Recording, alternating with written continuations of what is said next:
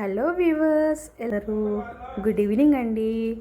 మీకు ఈరోజు కామన్గా ఉన్న రెసిపీ చూపిస్తాను. అంటే ఇది కామన్ అండి, అందరు చేసుకునే టిఫినే. బట్ ఏంటంటే ఆ ప్రొపోర్షన్ చెప్తాను అనమాట. ఇది ఇడ్లీ పిండి నేను గ్రైండ్ చేసేసాను.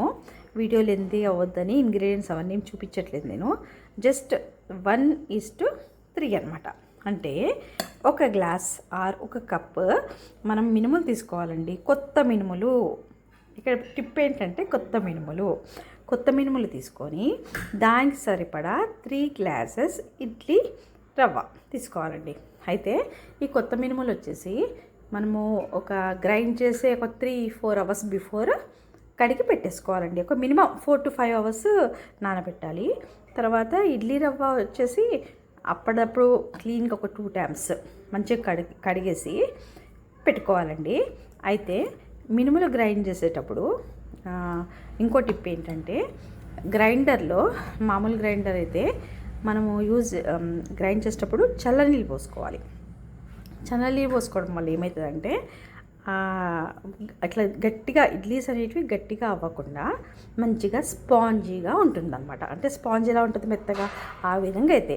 అందుకని నేను ఫ్రిడ్జ్లో కొన్ని వాటర్ పెట్టుకుంటానండి. వాటర్ పెట్టుకొని ఆ వాటర్ గ్రైండ్ చేసేటప్పుడు యూజ్ చేస్తాను. చూడండి ఎంత బాగుందో బ్యాటర్. ఈ విధంగా అవుతుందన్నమాట. అదే మనం నార్మల్ వాటర్ పోస్తే గట్టిగా అయిపోతుంది.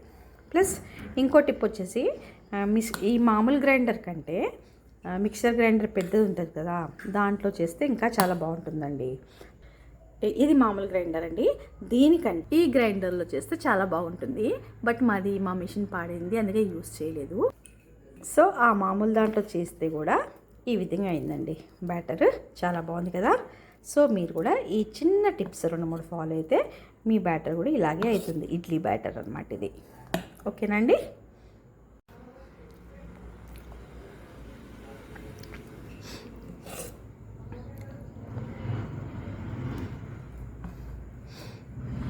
సో నిన్న ఇడ్లీ పిండి పెట్టుకున్నాం కదండి, 1:3 దానిది ఇది.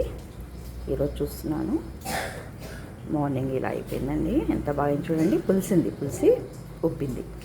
ఇప్పుడు ఇది మనము ఇడ్లీ దాంట్లో పెట్టుకుంటామండి. ఇడ్లీ ట్రేలో వేసేస్తున్నాం డైరెక్ట్గా.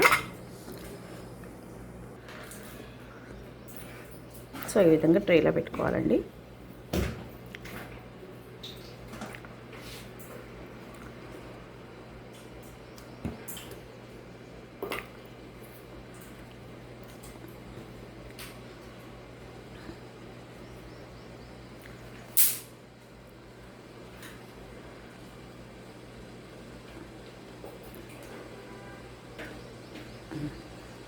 కొంచెం చిన్నగా పెట్టుకుంటేనే అవి పెద్దగా ఉబ్బుతాయి. మరీ పెద్దగా పెడితే పెద్దగా ఉబ్బిపోతాయి అన్నట్టు. సో ఇప్పుడు ఇడ్లీలకు సాంబార్ చేస్తున్నానండి. దాని మసాలా ఇది హోటల్ సాంబార్ టైప్ అనమాట. చెక్క తీసుకోవాలండి, కొంచెం చెక్క, కొంచెం ధనియాలు,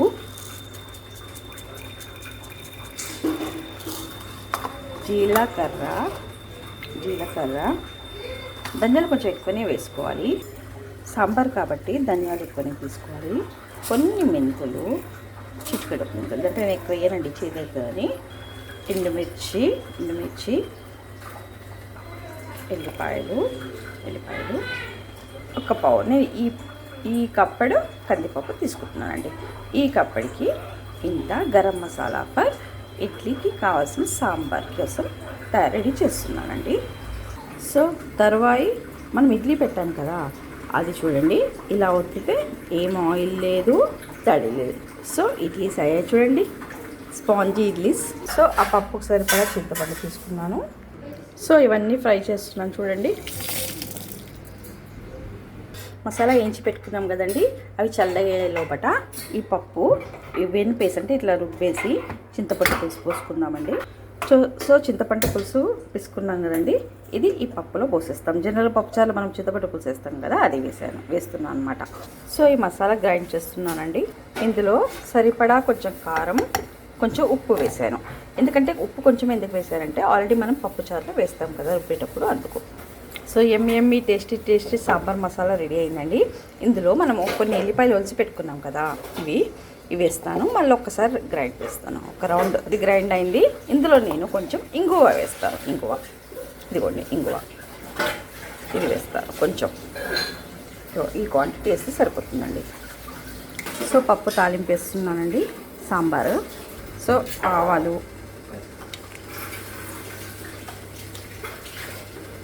జీలకర్ర, ఎండుమిర్చి,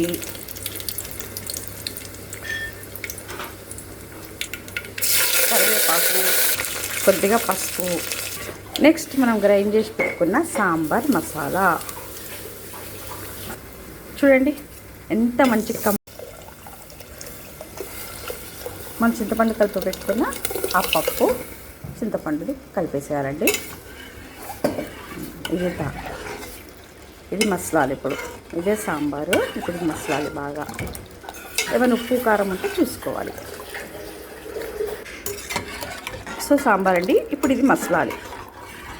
మసలాక ready sambar for idli. So sambar ready. Tasty tasty sambar. చూడండి ఎంత బాగుందో. ఇడ్లీ సాంబార్ స్పెషల్ టిప్పుతో అండి. So idli sambar ready. చూడండి spongy spongy idlis, spongy spongy idlis ఇలా కూడా తిరిగిపోతాయి. సాంబార్ అండ్ చట్నీ స్పెషల్ అండి ఈరోజు. ఇడ్లీ సాంబార్. సో మేము టేస్టీ టేస్టీ సాంబార్ మసాలా చూపించాను కదండి, అదే సాంబార్. ఓకేనండి. Please share, subscribe my channel. Bye అండి. ఎన్ని కామెంట్స్ ఉంటే కూడా పెట్టండి.